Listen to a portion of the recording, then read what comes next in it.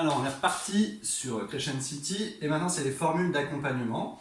La première formule d'accompagnement que j'ai appelée B, et je vais vous décliner, je vais vous faire B, B1 et B2.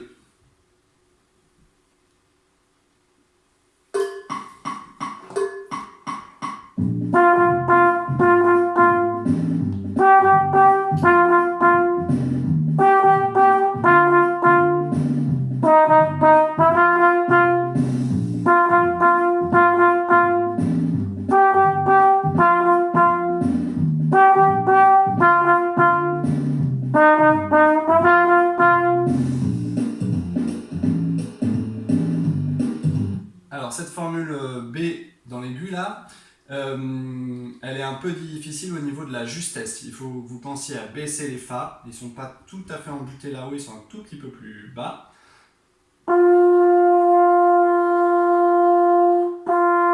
C'est 3 mm, 4 mm, presque rien. Et puis les sols, ils ne sont pas à la deuxième position, ils sont à la deuxième position relevée. Donc là c'est exactement entre la première et la deuxième.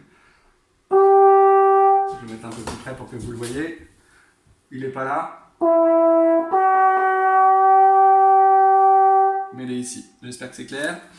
Et donc, pensez juste au chromatisme la dernière fois entre le mi bémol, le mi et le fa. 3, 2, 1. Et maintenant je vous fais B1.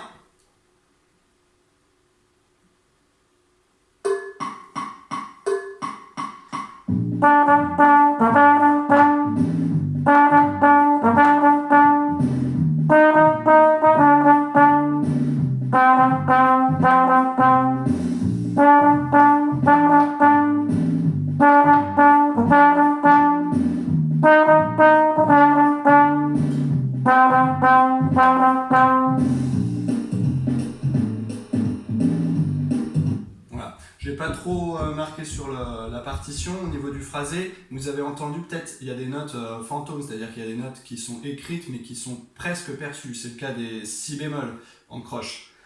On ne la fait pas vraiment sonner très forte, elle est très discrète. On ne fait pas ça, on ne l'appuie pas.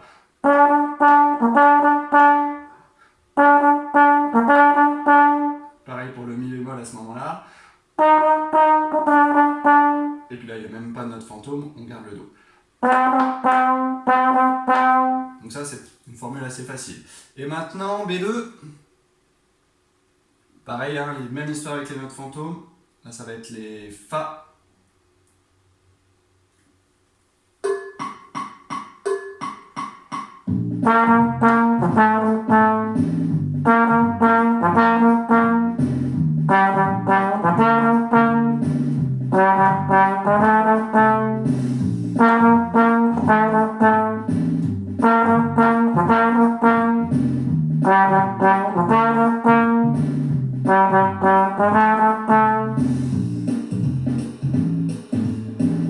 Donc voilà, rien à dire de particulier. Pensez que c'est des La bécard au début.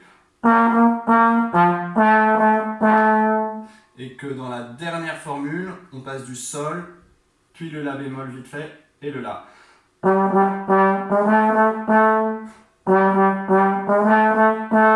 refais lentement.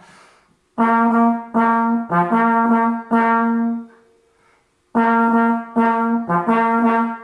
fois pareil, hein.